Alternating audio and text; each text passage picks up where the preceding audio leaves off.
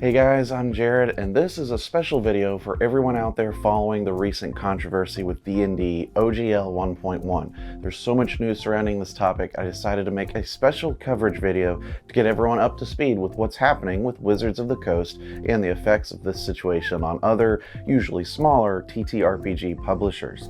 Wizards of the Coast has announced a new process for revisions of the Open Gaming License, which allows independent creators to publish game material using Dungeons & Dragons game mechanics, which began January 20th. The process begins with a revised draft OGL, followed by a period of 2 weeks or more in which Wizards of the Coast will collect feedback surveys.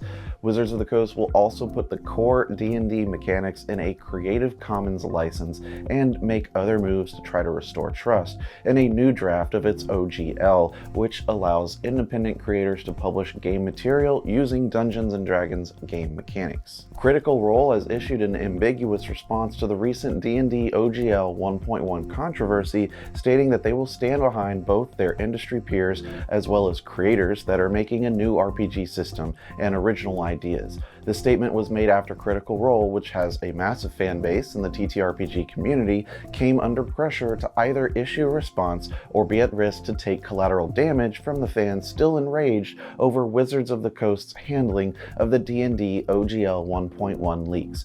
D&D Beyond addressed some of the misinformation swirling around in the wake of the OGL 1.1 leak controversy. According to them, the rumors of a $30 subscription fee, AI development, and that users won't be able to use homebrew are all false. The lead writer for Dark Souls, the role-playing game, has suggested that Dungeons & Dragons Golden Age could be at its end as the result of the recent OGL controversy. Steamforged Games' Richard August told Games Radar that the original Open Game License, which allows third-party creators to make and sell their own supplements and games using D&D's rule set, had played a notable role in Dungeons & Dragons' success since its introduction in 2000. Steamforged's own Dark Souls the RPG, the last year's adaptation of hugely popular video game, was itself based on the D&D 5e rule set made available via the OGL. 3 European role-playing studios have formed a new union as part of the ongoing fallout from D&D's industry-shaking OGL plans.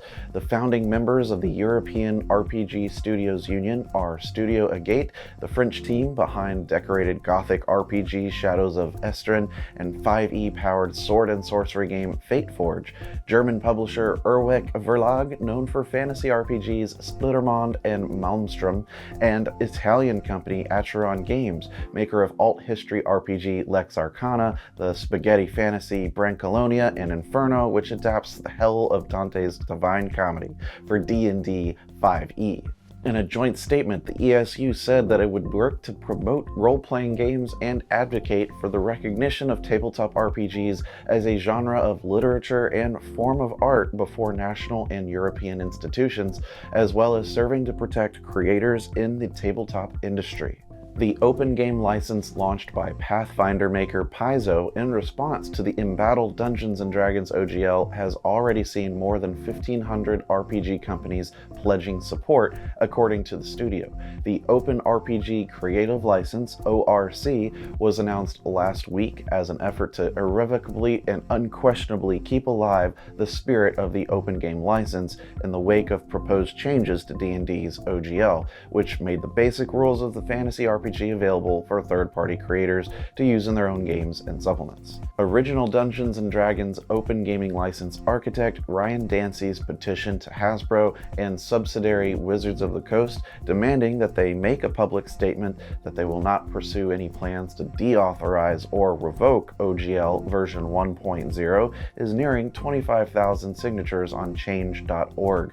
Lastly, Wizards of the Coast has responded to pressure from RPG creators, publishers, and fans and abandoned efforts to change the Open Gaming License, which would allow third parties to create games using Dungeons & Dragons rules the company just announced on House Organ D&D Beyond. In addition, the company will proceed with making the entire systems reference document for the current game, SRD 5.1, available through a Creative Commons license.